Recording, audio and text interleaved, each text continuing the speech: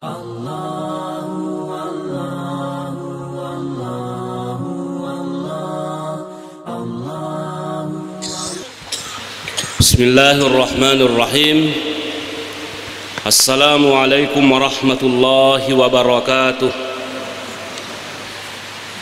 Alhamdulillahilladzi biyadihil mulku wa huwa ala kulli syai'in qadir. Wa asyhadu an la ilaha illallah wa asyhadu anna sayyidana Muhammadan abduhu wa rasuluh. Amma ba'd. Faqad qala Allah ta'ala fil Qur'anil 'azim. A'udzu billahi minasy syaithanir rajim. Bismillahirrahmanirrahim. Ya ayyuhalladzina amanu ittaqullaha haqqa tuqatih wa la tamutunna illa wa antum muslimun. Wa qala aidan wa dzakkir fa inna dzikra tanfa'ul mu'minin. Shadaqallahul aliyul azim. Ma'asyiral muslimin wal muslimat, jamaah subuh yang kami muliakan, pada hari ini saya lihat di kalendernya masjid kita ini sudah tanggal 24 Zulhijjah. Saya lihat tadi di Google itu kalendernya pemerintah yang ditulis dari Kemenak baru tanggal 23 Zulhijjah, bertepatan dengan tanggal 27 Juni. Jadi ada yang mengatakan bahwa tanggal 1 Muharram itu hari Jumat, berarti kalau 6 hari lagi berarti hari Kamis. Kayaknya Muhammadiyah memang hari Kamis ya, tanggal 1-nya Muharram. Wala kulli hal, itu tidak usah kita perdebatkan. Yang jelasnya pada hari ini, pada subuh hari ini, saya ingin mengajak kepada kita semuanya, mari kita bersama-sama menintrospeksi diri kita masing-masing. Pada loki naik kapesa aleta, pada loki mene pares aleta, apa yang telah kita perbuat selama ini. Karena usia kita bisa saja bertambah, tapi jatah hidup tak itu semakin berkurang. Bagaimana Bupa persiapan tak?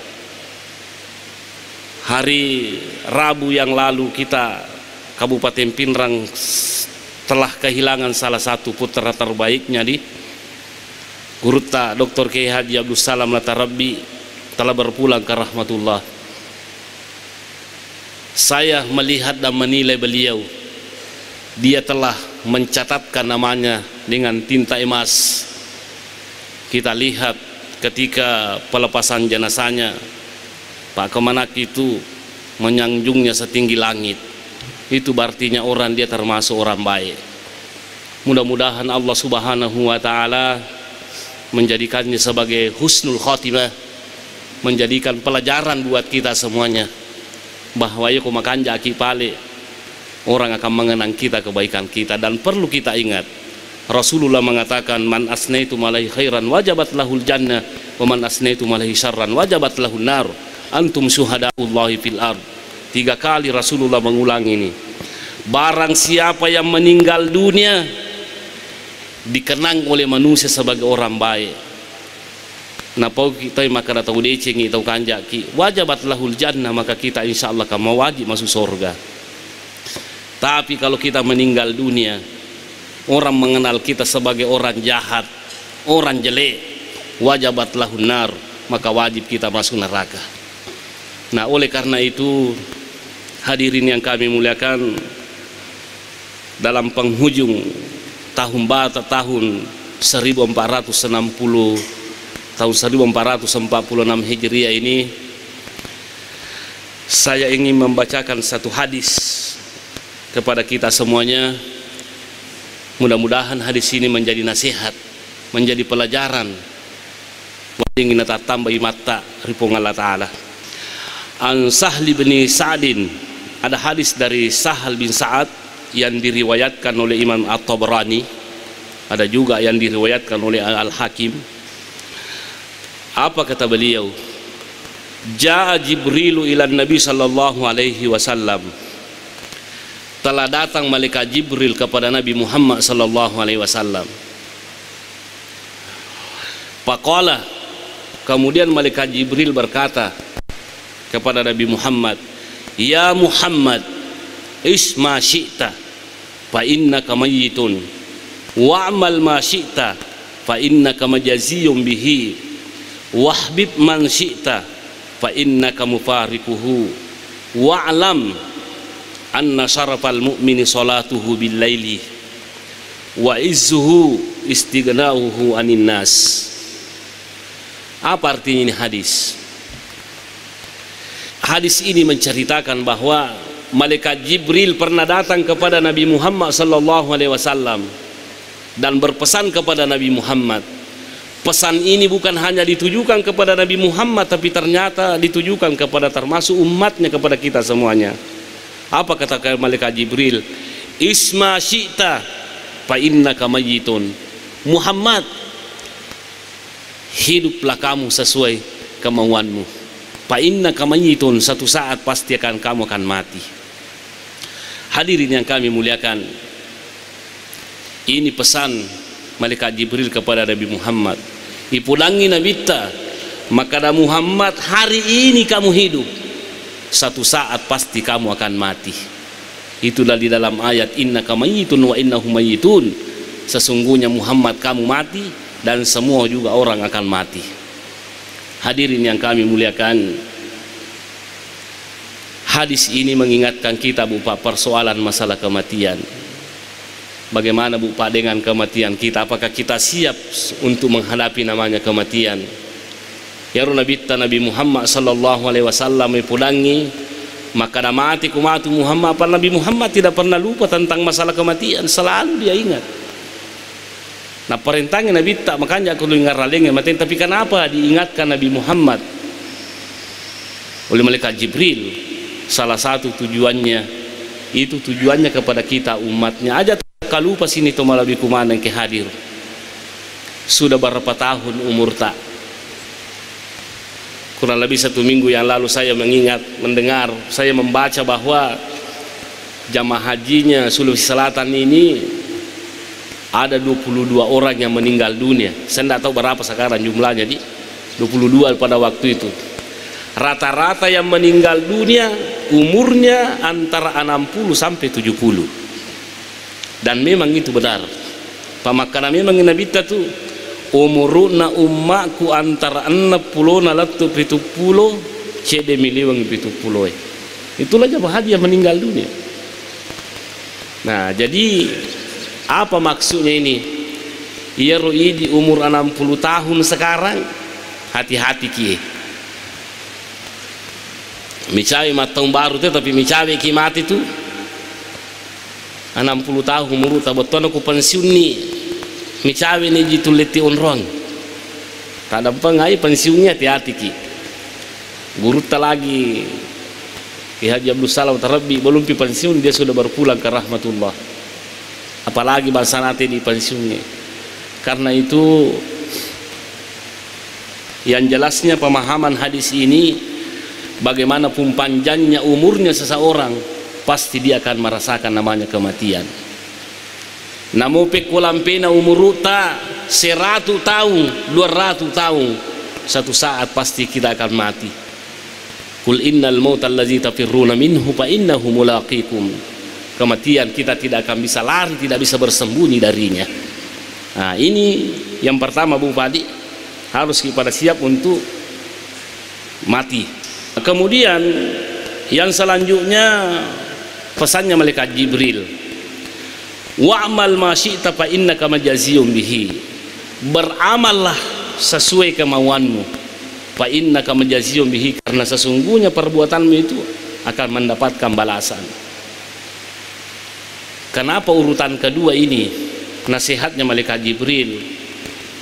Karena Allah mengatakan wa inna ma tuwaffawna ujurakum yaumal qiyamah faman zuhsiha 'anil nari wa dakhalal jannata faqad faz. Karena salah satu tujuan utamanya diwafatkan manusia, karena apa yang telah kita lakukan di dunia ini kita akan mendapatkan balasannya. Fa innaka majaziyun bihi, nawala kifu Allah Ta'ala. Jadi itu suruga bu paranaka idi tumisangnya ya komelo ki matama suruga e pigoi parentana puangi. aja tapi kok agak nateng ipongi tapi komelo ki pajinai lada matu ko mati ki le pajinai pacalang tapi kok agak nateng ipong Allah Taala tapi kau ni maka itu amelo masumpajang ustaz ka amaga itu pala sumpajang pertama ki suruga pamasina mi pong Allah Taala dito na sa amelo mapuasa pamaga namo mapuasa ki pali balon tutok kita masuda maka nakawa ko pamasina memo pong Allah Taala tutama suruga tapi ya rupa masina pong Allah Taala paya karesoy pa nilulungan peko cara melo ya masih ko di masumpajan peko cara melo tama suruga di masumpajan ni sampajangi ka ni rumah tu pertama ya kutanan jadi ko di masumpajan akan mempikau maka da mesi ka pom peko cara melo ko masih ni pong Allah Taala di pasi sale jangcina jadi makanya makokobu pa ini tu patantu semakin giat kita melakukan ibadah, semakin giat kita melaksanakan kebaikan, insya Allah semakin dekat kita pada rahmat Allah Subhanahu wa Ta'ala. Saya sudah sering sampaikan bahwa ya kok mapigau ki decing ini itu lolongi pape decing ya imun ripitau ini rajin mas sumba rajin mas sidak rajin mas sumpah dan lain sebagainya kita yang akan menuai kebaikannya. Karena itu Allah Subhanahu wa Ta'ala mengingatkan kita wal tanzur nafsum ma qaddamat liqad wattaqullaha innallaha khabirum bima ta'malun. Allah memerintahkan kita senantiasa mengingat masa depan masa depannya orang-orang yang beriman itu sebenarnya akhirat lupa nih masa depannya orang-orang yang beriman itu mapamula tama kiki buru sampai datang hari kayak itu masa depan apalah arti dunia ini cinampa mituri dino napani dalle na jami pong Allah Taala maka resubawa mi tapi pong Allah Taala patentu dalle ta karena itu pada loki mai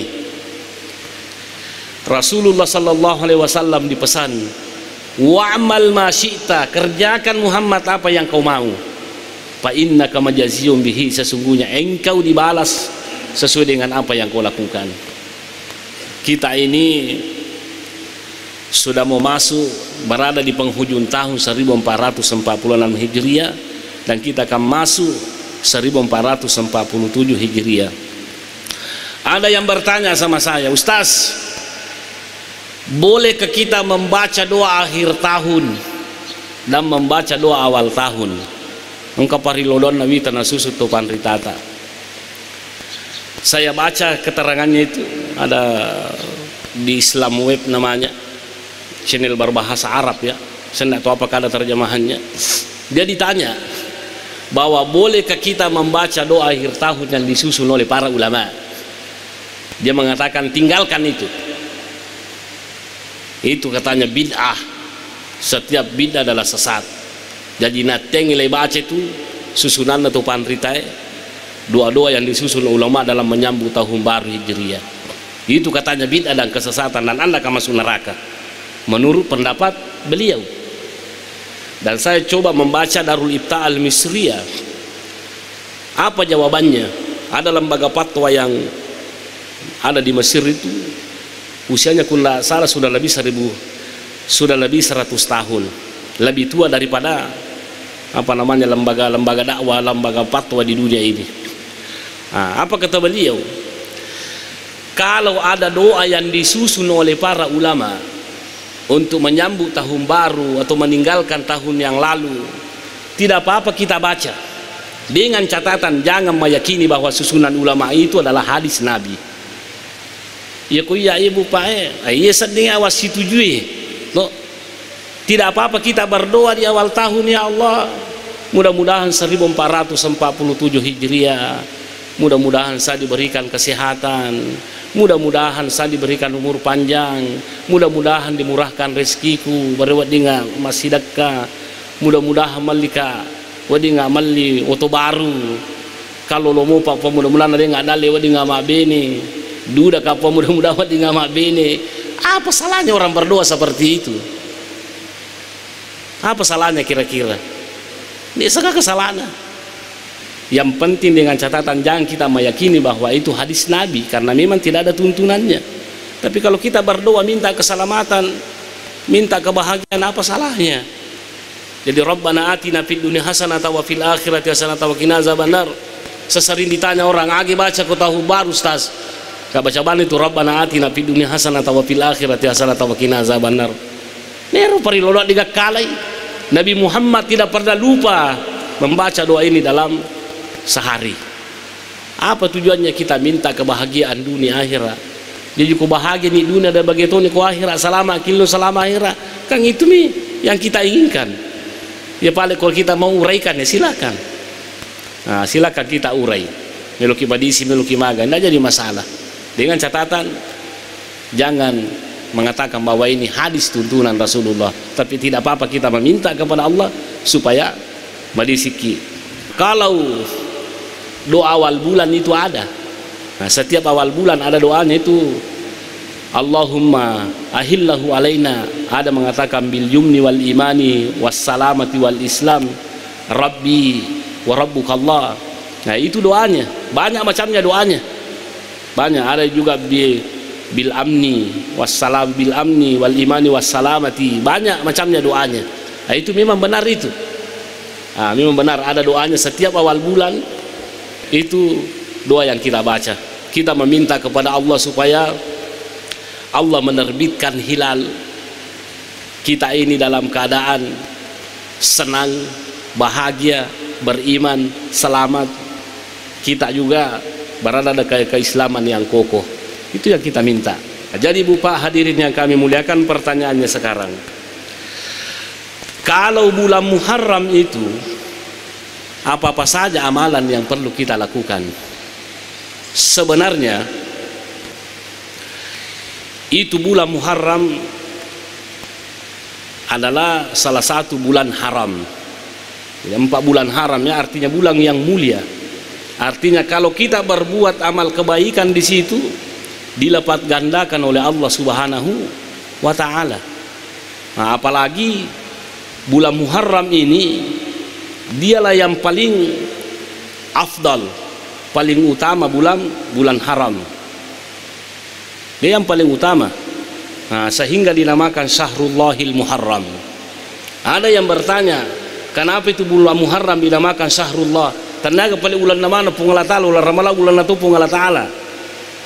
Salah satu jawabannya bahwa kenapa bulan Muharram dinamakan Syahrullah, bulan pun Allah Ta'ala, karena Allah sendiri yang kasih nama itu Muharram. Karena pada zaman jahiliyah itu bulan Muharram namanya Safarul Awal. Maka datang agama Islam diganti namanya bulan Muharram sehingga dinamakan Syahrullah. Bulan pun Allah Ta'ala, Pak pun Allah Ta'ala langsung maling yaseng. Kemudian kenapa dinamakan Syahrullah? Bulan Muharram itu idafatan litasyrif. Itu mengagungkan. Ipasandre resan pun Allah Ta'ala untuk mengagungkan itu bulan Muharram. Jadi ya kumapigau ki deceng sini to malabi kumana kali di bulan Muharram nanti ini Allah akan melipat gandakan pahalanya. Tapi ingat, kalau kita berbuat dosa, insya Allah lipat ganda juga dosanya. Ya, karena kita menginjak-injak kesuciannya. Nah, hadirin yang kami muliakan, ini dalam kitab Nuzhatul Muttaqin tentang keutamaannya bulan Muharram. An Abi Hurairah radhiyallahu anhu qala, dari Abu Hurairah qala qala Rasulullah sallallahu alaihi wasallam, qala Rasulullah sallallahu alaihi wasallam, afdalus siyami ba'da Ramadan syahrullahil Muharram. Puasa yang paling afdal di balakannya bulan Ramadan atau sesudah bulan Ramadan adalah puasa di bulan Muharram. Wa afdalus salati ba'dal faridati salatul lail. Salat yang paling afdal sesudah salat 5 waktu adalah salat lail. Karena ada itu Bupati 3 istilah ya, ada namanya qiyamul lail, ada namanya salatul lail, ada namanya salat tahajud. Itu sholat tahajud dilaksanakan setelah kita bangun tidur. Nah, purki mas sampajang satu matinro motoki sampajang tahajud sana. Itu yang dinamakan qiyamul lail. Qiyamul lail itu sholat umum itu. Artinya seluruh sholat sunat yang dilakukan di malam hari sudah sholat isya qiyamul lail mana ngasana. Seperti itu. Jadi sholat tahajud qiyamul lail juga, sholat tarawih juga qiyamul lail, cuma dilaksanakan pada bulan Ramadan. Sholat witir qiyamul lail juga, cuma dilaksanakan secara bilangan ganjil. Jadi makwero, hadirin yang kami muliakan, ada beberapa pelajaran yang kita ambil di sini, bahwa afdalus siyami ba'da Ramadan syahrullahil muharram. Jadi puasa yang paling afdal itu sesudah bulan Ramadan adalah berpuasa pada bulan Muharram. Nah begini, ternyata pada awalnya puasa Muharram itu, puasa Asyura itu memang ternyata pernah menjadi wajib, itu pernah menjadi suatu kewajiban.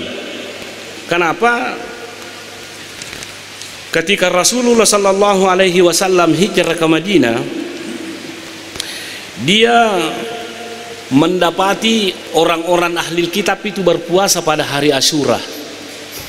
Jadi Nabi Muhammad bertanya, kenapa anda berpuasa pada hari ini? Dia mengatakan, kami berpuasa karena bentuk rasa syukur kami, karena pada waktu itu Nabi Musa alaihissalam selamat, tidak ditenggelamkan di Laut Merah, dan kami bersyukur karena orang yang jahat, orang yang zalim Firaun itu dibinasakan di Laut Merah. Itulah katanya sebabnya kami berpuasa. Jadi makanya Nabi Muhammad, justru kami lebih berhak itu mensyukuri nikmat Allah Subhanahu wa taala atas keselamatannya Nabi Musa alaihissalam. Makanya di sini wani Ibnu Abbas radhiyallahu anhuma anna Rasulullah sallallahu alaihi wasallam shoma yaum Asyura wa amara bi siyamihi, muttafaqun alaih. Makanya Rasulullah sallallahu alaihi wasallam berpuasa pada hari Asyura dan memerintahkan umatnya untuk berpuasa. Nah, jadi inilah bahwa puasa Asyura itu pernah menjadi suatu kewajiban. Jadi nanti tahun kedua Hijriah, setelah diperintahkannya puasa bulan Ramadan, maka dinasahlah hukumnya puasa Asyura itu menjadi sunnah muakkad. Jadi setelah diperintahkannya puasa bulan Ramadan, pada menjadi kewajiban itu puasa Asyura, tapi menjadi sunnah. Ada mengatakan sunnah muakkad. Karena itu pada puasa ke sini tu malah bikumanan ke hadir pada hari Asyura. Tadi saya lihat di sini 15 hari lagi nih. Nah, ini mani. Kang itu sebenarnya makan jaku ya puasa tu Asyura Muharram. Makan jatuh ko ya puasa tu 10 di Muharram, terlepas daripada perbedaan pendapat tentang hadisnya. Ya lalu je kutulle pemegawi puasa tak di bulan di bulan Muharram.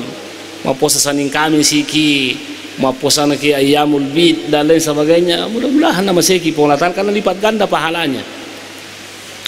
Cuma ada yang saya ingatkan kepada kita semuanya, bahwa Nabi Muhammad itu berpuasa pada hari Asyura karena itu tadi mensyukuri berupa penyaman penglihatan sabak salama Nabi Musa alaihissalam itu binasanya Fir'aun.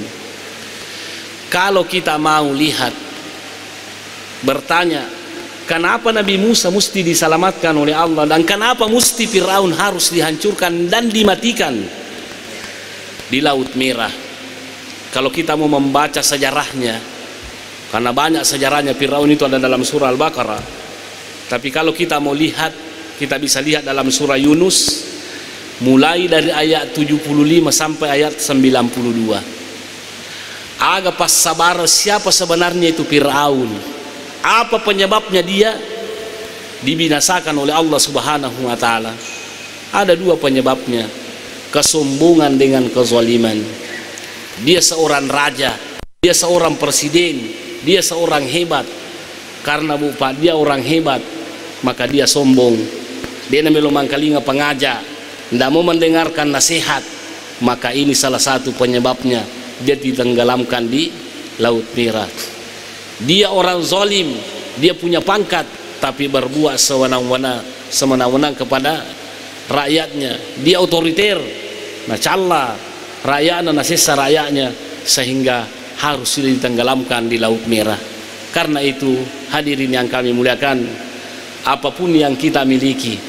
Naleki kelebihan pun Allah Ta'ala kita sebagai pemimpin, kita sebagai punya kelebihan, sogi toki ga, matan retogi pangkata magala toki ga, maca toki ga. Seharusnya kita tawadu kepada Allah Subhanahu wa Ta'ala. Jangan kita seperti Fir'aun. Kapan kita seperti Fir'aun, bisa saja kita, mungkin saja Allah Subhanahu wa Ta'ala menurunkan asapnya kepada kita semuanya. Kemudian jadi makanya dalam surah Yunus itu ayat 92 Allah berfirman, "Fal yauma nunajjika bi badanika litakuna liman khalfaka ayah." Itu Fir'aun buka sudah ribuan tahun itu tenggelamnya, tapi ternyata komeloki runtuh iwatak kalian Fir'aun ada di museum, ada yang ada di Kairo sekarang. Ya komeloki kolomitai jasadnya Fir'aun yang sudah ditenggelamkan di Laut Merah ada di museum di Mesir sekarang, ada di Kairo. Kenapa Bapak? Litakuna liman khalfaka ayah, supaya menjadi pembelajaran orang-orang nanti yang ada di balakannya mah Fir'aun. Maka ada ko pabali-balik ipale ngecalla ki Allah Ta'ala matu. Jadi hadis yang kedua, wa'mal ma syi'ta fa innahu majaziyun bihi. Akamalaki, karena Allah akan membalas sesuai dengan amalanta. Kemudian selanjutnya, wahbib man syi'ta fa innaka mufarikuhu. Cintailah orang yang kamu senangi. Fa innahu mufarikuhu, sesungguhnya kotanne ikos salaiwi alina salaki, kita akan berpisah dengannya. Cintai istrita, cintai suamita, cintai anata, cintai jabatanta, cintai hartata, tapi tolong ingat baik-baik, tidak ada yang abadi di dunia ini. Kullu man 'alaiha fani wa yabqa wajhu rabbika dzul jalali wal ikram. Segalanya nanti akan hilang, segalanya akan lenyap. Karena itu naleki kesempatan pun Allah Ta'ala, angka anakta, cintai anakta, tapi jangan sampai anakta yang memasukkan kita ke dalam neraka. Cintai anakta dalam artian tuntun anakta, bimbingi anakta, berewat dingi ta masuruga anakta napa coto kita masuruga. Kalau saya ditanya orang, bagaimana hukumnya Ustaz mengulang tahun, boleh atau tidak? Ada yang mengatakan ulang tahun itu tidak diajarkan dalam Islam. Ulang tahun itu katanya ajaran orang non muslim, ajaran Kristen. Kalau Anda mau mengulang tahun silahkan, tapi satu hal yang perlu kita ingat, ingatlah pesan dari Allah Ta'ala, wal yakhshal ladzina law taraku min khalfihim dzurriyyatan dhi'afa khafu 'alaihim falyattaqullaha wal yaqulu qawlan sadida. Mengulang tahun ya anakta silahkan, tapi satu hal yang saya ingatkan, seharusnya kita orang tua introspeksi diri kita. Pesannya pun Allah Ta'ala, hendaklah orang tua takut seandainya sang orang tua wafat, meninggal orang tua ini, anaknya di belakang ditinggalkan dalam keadaan lemah. Malamma tepakna, malamma ekonominna, malamma kalanna, malamma pasiwana ripong Allah Ta'ala. Silakan ulang tahun tapi ya ingarangnya roh aja tulir roh kada tiup lilinnya panjang umurnya. Ini yang perlu kita ingat, apa yang Anda telah perbuat kepada anakta. Mengulang tahun ki Rabbana hablana min azwajina wa zurriyatina qurrata a'yunin waj'alna lil muttaqina imama. Rabbi habli min ladunka zurriyatan thayyibatan innaka sami'ud du'a. Kita meminta kepada Allah supaya dikasih ke Allah anak yang baik. Bagi saya ulang tahun itu silakan introspeksi diri, bukan justru kita lupa Allah Subhanahu wa Ta'ala. Pawita kue namo toma-toma ngulang tahun to napa menremana joge-joge na lupa mana pun Allah Ta'ala. Jangan kisah seperti itu. Komeki mengulang tahun, ingat tadi ini, ingat orang pesan pun Allah Ta'ala mati gitu dia nama lampi umur nanti ku mengulang tahun. Seharusnya itu mengulang tahun maka laki pendek umurnya tapi dia micawi mati, jangan tahu panjang umurnya. Nah itu Pak. Kemudian selanjutnya, jadi tapuji memang negara tapuji matandri pangkata, silakan cintai pangkata, tapi ingat pangkata harus memasukkan kita ke dalam surga, bukan justru menjerumuskan kita masuk neraka. Nah, mudah-mudahan kita mendapatkan hidayah dari Allah Subhanahu wa taala. Kemudian pesan selanjutnya, wa'lam anna syarafal mu'mini salatuhu bil laili. Ketahuilah bahwa sesungguhnya kemuliaan seorang mukmin itu ada dalam salat malamnya. Makanya itu Bu Pak, pada tadi catatan saya dapat ini ya, bahwa ternyata salat lail itu, salat tahajud lah, salat witir lah, ternyata banyak sekali manfaatnya. Betul-betul itu sumber kemuliaan orang-orang yang beriman. Mudah-mudahan aleki Allah Ta'ala kekuatan supaya kita selalu bisa melaksanakan sholat tahajud. Salah satu kemuliaannya Bu Pak, sholat lail itu, inna sholatal laili tusbitu nura fi qalbil abdi. Ya kutolimoto kima sempat aja tahajud, hati kita itu bercahaya. Sehingga Bu Pak, akalat tanpa cahaya pun Allah Ta'ala, sehingga apa yang selalu kita pikirkan selalu hal-hal yang positif, dan agak negatif tuli pikiriki, karena kita mendapatkan cahaya barakana sepanjang pendeta. Orang-orang yang yang selalu sholat tahajud itu tastajibu ridwanallahi, dia akan mendapatkan atau berhak mendapatkan rahmat dari Allah Subhanahu wa taala. Kesimpulannya tentang masalah sholat tahajud ini banyak sekali faedahnya Bu Padi, banyak sekali faedahnya. Ya kong katau to lima sarap pinadina uto kima sampaja tahajud. Ya kong katau Bu pamegen rena denu lewajan rena moto kima sampaja tahajud. Allah akan memberikan kita rezeki. Kemudian kalau ada orang toli palasang, coba bangun ki sholat tahajud. Insya Allah sholat tahajud itu, sholat lail itu dapat membuat kita sehat. Itu ringkasannya Bu Pak. Yang jelasnya ya komoto kima sampaja tahajud melakukan sholat lail, maka Allah mencintai kita. Karena puji ki pengalatar kita akan mendapatkan kebahagiaan dunia akhirat. Kemudian yang terakhir pesanna malaikat Jibril, wa izzuhu istighnahu anin nas. Kemuliaannya orang-orang beriman itu adalah dia itu hidup mandiri. Dalam artian hidup mandiri, dia tidak butuh kepada bantuan manusia kecuali sangat perlu sekali. Batonairo di tomatapa itu onrot tergantung tempat kita berharap hanya Allah Subhanahu wa taala. Makanya itu Nabi Muhammad sallallahu alaihi wasallam, kalau ada yang mau dia kerjakan, nanulle pigo Nabi dia kerjakan, dia nasurongi. Itu Nabi Muhammad, saking mandirinya Nabi Muhammad. Ya kong kagaga melo na jama nulle mo jama dia na perintah kerale jolo yakka jolo ya to jolo ye. Tidak, Nabi Muhammad sendiri yang langsung melakukan. Karena itu istighnahu anin nas, dan terutama Nabi Muhammad itu dia na puji mengilung-ilau. Itu tidak boleh.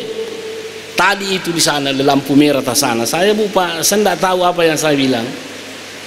Itu belum sholat subuh orang sudah ada anak-anak minta-minta di sana. Umurnya kayaknya 5 tahun, 2 orang itu, 2 orang anak-anak kecil.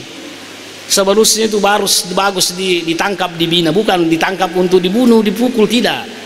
Mau ditangkap baru ditanya siapa bosnya. Mau ditangkap supaya dibina, supaya jangan selalu begitu. Kalau dia orang beriman seperti itu, nacacalada Nabi tamakwero. Itu nacaca Nabi tamangilong-ilawe. Nabi Muhammad itu kita minta kepada Allah Subhanahu wa taala. Bukan berarti kita dilarang tolong menolong, boleh. Tapi ya pasti tong na tumilo tulu tu kolene rulle. Ya ko magala mo kimagi mekin na tulu tawe. Nasaba itu bupa ko magala ki mangilaw. Namosogi kitu magala mangilaw itu kan pamor kita akan kurang. Di seperti itu.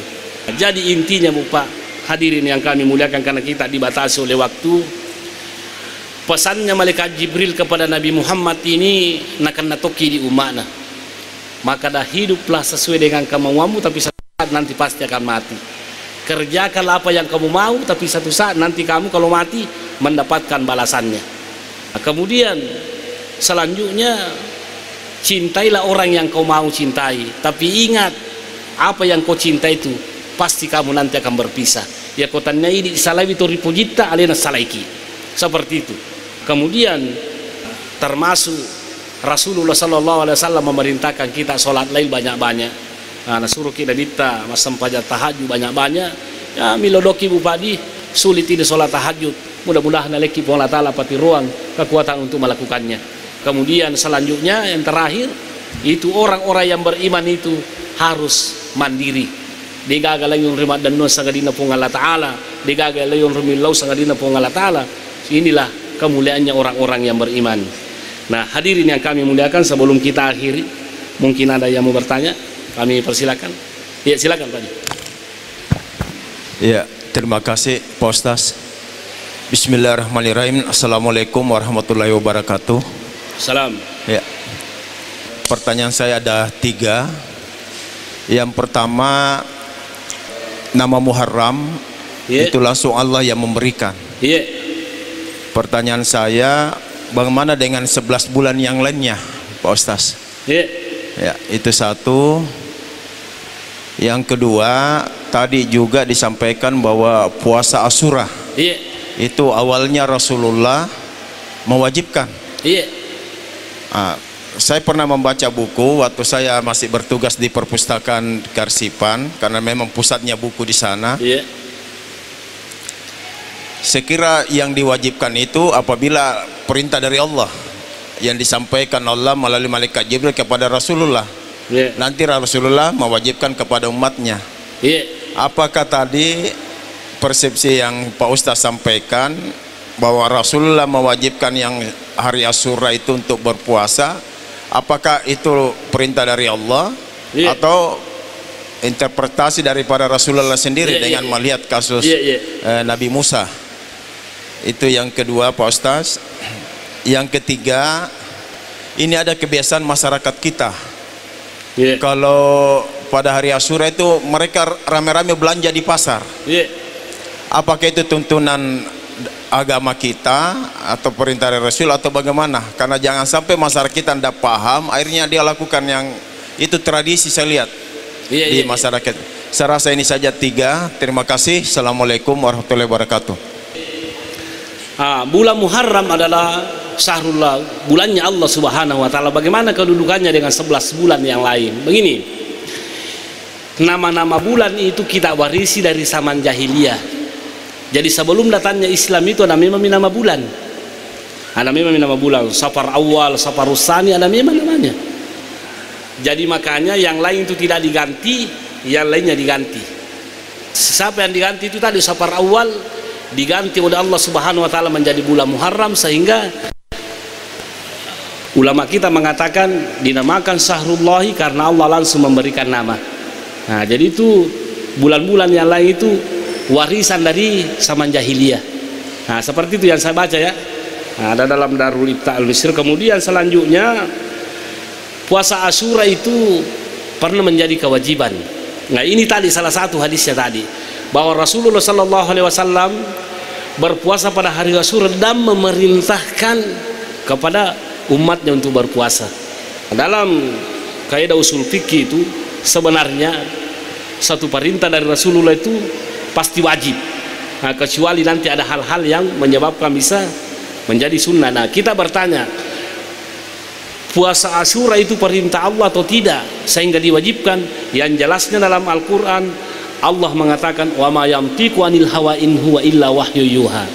Nabi Muhammad itu tidak pernah mengeluarkan fatwa, tidak pernah berbicara sesuai dengan hawa nafsunya, tapi selalu in huwa illa wahyu yuha, kecuali wahyu dari Allah Subhanahu wa taala. Berarti itu wahyu.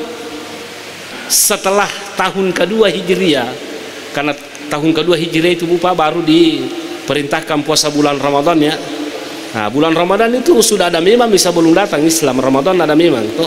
Tapi nanti diperintahkan puasa pada tahun Hijriah. Tahun Hijriah kan hijrahnya Nabi Muhammad itu kan di situ awal tahun. Jadi nanti tahun kedua Hijriah telah dihapus hukumnya menjadi kewajiban, menjadi sunnah.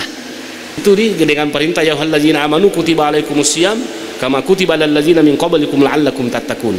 Itu jawabannya Pak dia.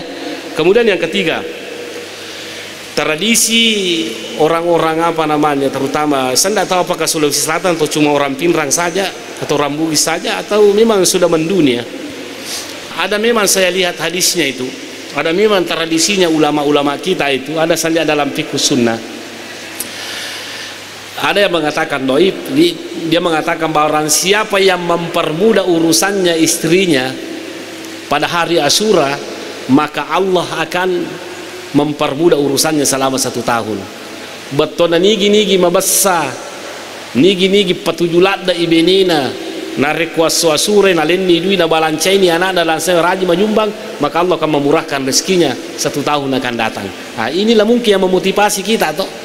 Perempuan pergi beli periu, pergi beli sendok, pergi beli patapi, tujuannya untuk mempermudah mempermudah dirinya memasak untuk memasakkan keluarganya. Mudah-mudahan masih podalei. Kuya, saya kira tidak jadi masalah gitu. Tidak ada jika bid'ahan di dalamnya.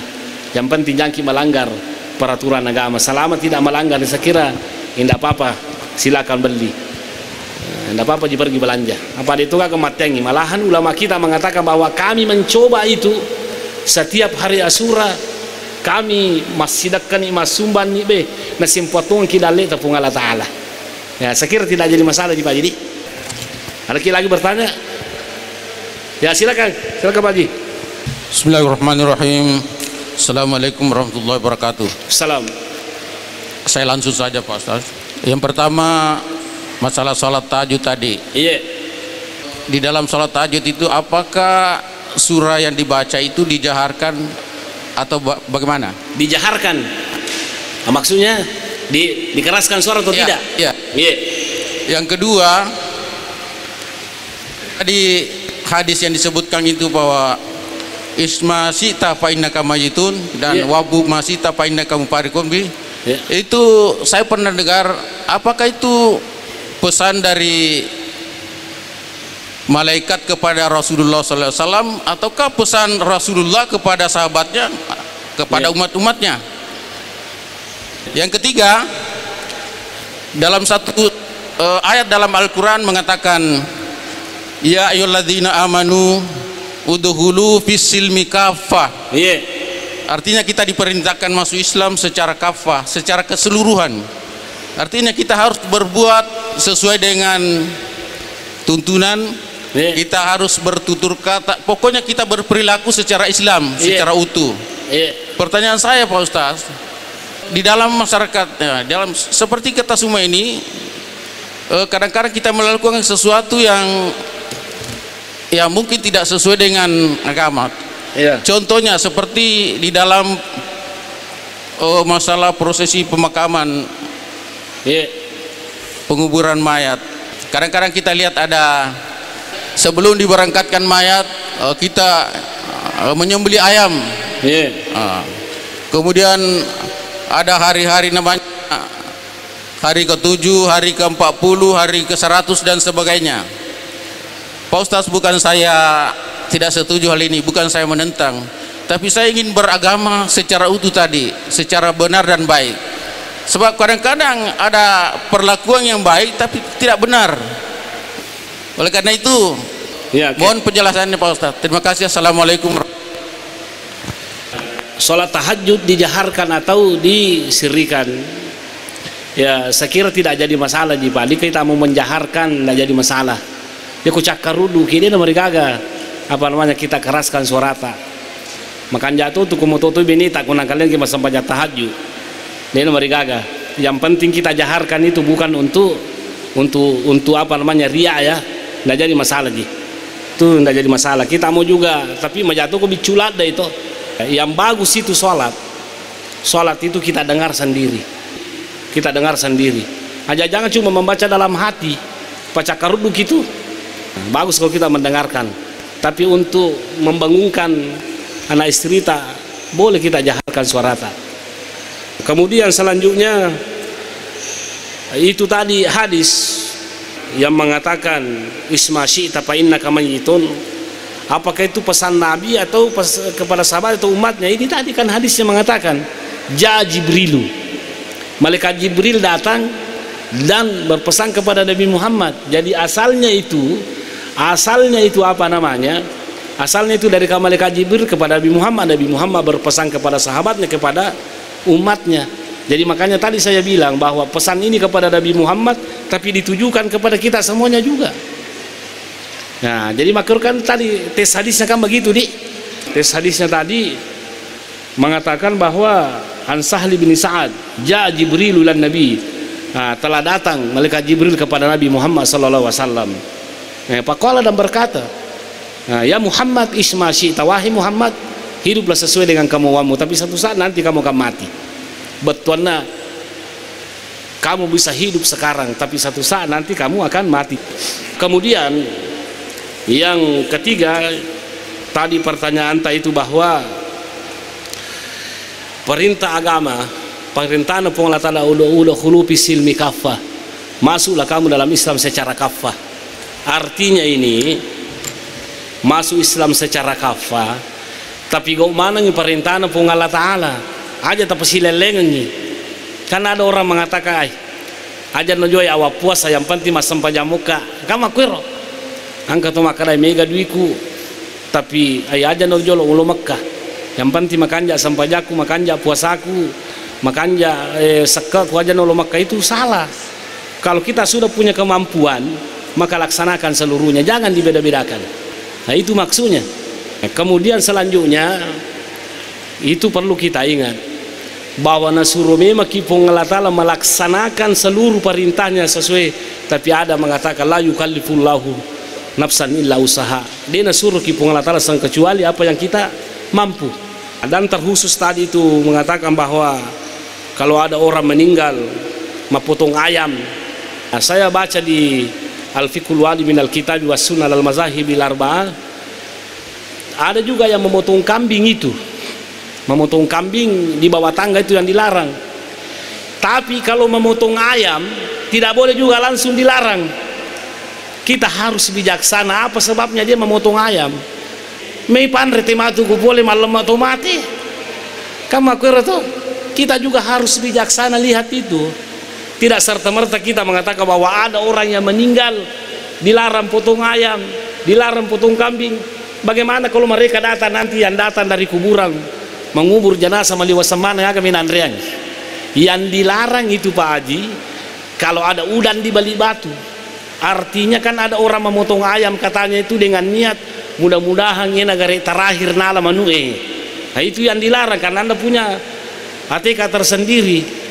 Magirimanu maka mudah-mudahan ini negara terakhir manue nala. Berarti keluarga sisa dia namanya lo mati. Aja mau mati dia mutama surga. Sila aku mas sempatnya sila boleh aja dia mau mati. Kalau yang seperti itu ada akidah yang lain yang menyimpan dalam agama itu yang dilarang. Nah saya juga tidak tahu apa niatnya itu orang yang apa niatnya itu memotong apa namanya memotong ayam. Di natengi pun Allah Ta'ala wala taqfu ma laysa laka bihi ilmun inna sama wal basara wal fuada kullu laika kana mas'ula. Natengi pun Allah Ta'ala kecil-kecil dia narisangi.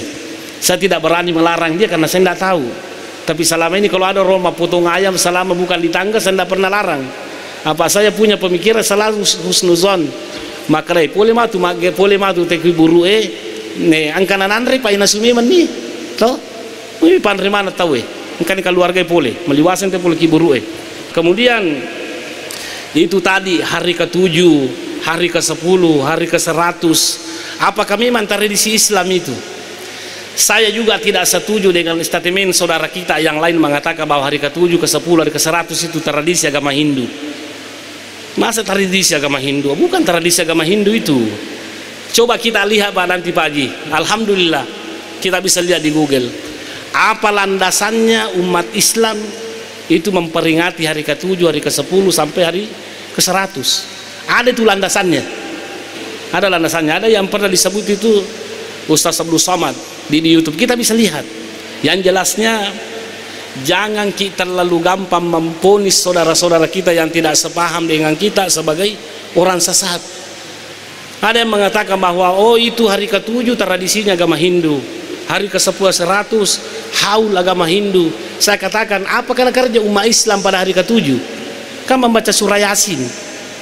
Hari ke-100 membaca surah Yasin, haulnya dibacakan, didoakan.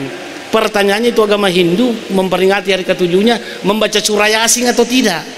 Maka ada satu kenapa Anda mempersamakan? Jadi makanya perlu kita pelajar, jadi bukan hanya masuk Islam secara kafah Pak Haji, tapi harus belajar Islam secara kafah. Dalam artian jangan kita belajar cuma satu kelompok, kita menafikan kelompok yang lain. Karena kita ini sudah jauh dari Nabi Muhammad SAW. Perlu banyak-banyak belajar. Perlu banyak-banyak belajar. Yang suka menyalahkan orang, coba pelajari juga tradisinya orang. Yana tu nakarate pede matan repat disangan nanti semakin bijak itu. Yana katong magala ma pasala magala memopi mak baca itu. Nah, itu yang perlu kita ingat. Ya, saya kira Pak Haji begitu di. Nah, kayaknya sudah lewat waktunya ini. Nah, jadi hadirin yang kami muliakan, sebagai kesimpulan, kong kaki makutana ya Pak sudah lewat jangan 6. Kalau ada ki mau bertanya silakan nanti di bawah. Sebagai kesimpulan dalam menyambut tahun baru Hijriah ini, mari kita bersama-sama selalu selalu bersemangat, selalu optimis untuk menyambut tahun baru. Mudah-mudahan lebih baik apa yang kita lakukan daripada tahun-tahun ini. Mari kita sama-sama berdoa dan mendoakan juga alina guruta Dr. Kiai Haji Abdul Salam Tarabi LCMA, mudah-mudahan dia husnul khatimah insyaallah taala. Amin. Bismillahirrahmanirrahim. Alhamdulillah wassalatu wassalamu ala Rasulillah. Rabbana zalamna anfusana wa illam taghfir lana wa tarhamna lanakunanna minal khasirin.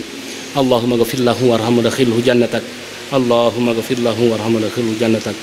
Rabbana la tuzigh qulubana ba'da idh hadaytana wa hab lana min ladunka rahmatan innaka antal wahhab. Allahumma inna nas'aluka al-huda wat tuqa wal afafa wal ghina. Rabbana atina fid dunya hasanah wa fil akhirati hasanah wa qina azabannar. Subhana rabbika rabbil izzati amma yasifun wa salamun alal mursalin walhamdulillahi rabbil alamin. Al-Fatihah. Suratul ladzina an'amta 'alaihim ghairil maghdubi 'alaihim walhamdulillahi rabbil alamin. Sekian dan terima kasih. Assalamualaikum warahmatullahi wabarakatuh.